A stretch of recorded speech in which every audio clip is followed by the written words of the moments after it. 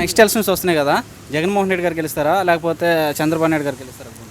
జగనే గెలుస్తారండి. ఎందుకు మళ్ళీ జగన్ గారు కావాలి? జగన్ గారు ఎందుకు గెలిచారంటే పిల్లల పథకాలు కానీ, అమ్మఒడి కానీ, చేతివాది కానీ, ఈ 18,000 కానీ ఇలాంటివన్నీ చాలా చాలా కార్యక్రమాలు అన్నీ సరిపెట్టాడు.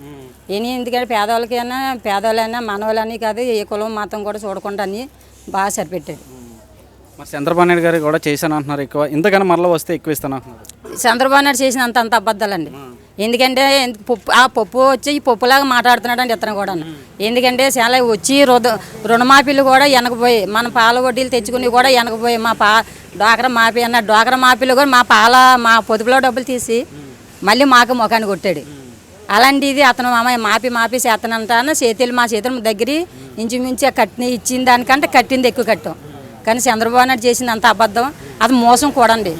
ఇవి ఇక్కడే కాదు ఎక్కడైనా అదే మాట చెప్తామండి. మరి అలా చూసుకుంటే అటు మరి పవన్ కళ్యాణ్ మోడీ ముగ్గురు కలిసి వస్తున్నారు కదా చంద్రబాబు నాయుడు. ఎందుకంటే అంటే ఇతను ఇన్ని ఎదుర్కోలేక ముగ్గురు కలిసి తోడయ్యారన్నమాట, తోడు దొంగలాగా. అంటే ఇంకా కేంద్రంలో సపోర్ట్ ఉంటుంది జగన్మోహన్ రెడ్డి యువతకు ఉద్యోగాలు ఇవ్వలేదని చంద్రబాబు నాయుడు అంటే ప్రధానంగా ఆరోపిస్తున్నారు. యువతకు ఉద్యోగాలు ఇవ్వలేదు, రేట్లు పెంచేశారని అంటున్నారు. అదంతా ఎందుకంటే మన రైతుడు కష్టపడుతుంటే అన్ని అందాలు చేలో పండితే మనం పక్కవాడి దగ్గరికి వెళ్ళి కొనుక్కోం కదా. మన రైతుడు పండించలేదు, నేడు రోడ్డు అని తిరుగుతున్నాం, పక్కెళ్ళి కొనుక్కోకపోతే ఏం చేస్తాం? మనం కూలెట్టి 800, 900 మనిషిని తీసుకెళ్తున్నాం. ఆ ముక్కకి చిన్నగా నాకు 100 రూపాయలు ఇస్తే మా పని చేయమంటున్నారు. అలాంటప్పుడు రాష్ట్రం పరిపాలిస్తున్నాడంటే రేటు పెరగకపోతే ఏం చేస్తారండి? ఇప్పుడు మనం పెంచుకునేది మళ్ళీ మనం ఇస్తున్నాం. 175 వస్తాయంటున్నారు జగన్మోహన్ రెడ్డి గారు, వస్తాయంటారా? వస్తాయండి. 100 రూపాయలు దగ్గర తెస్తారు. ఓకే అండి, థ్యాంక్ యూ.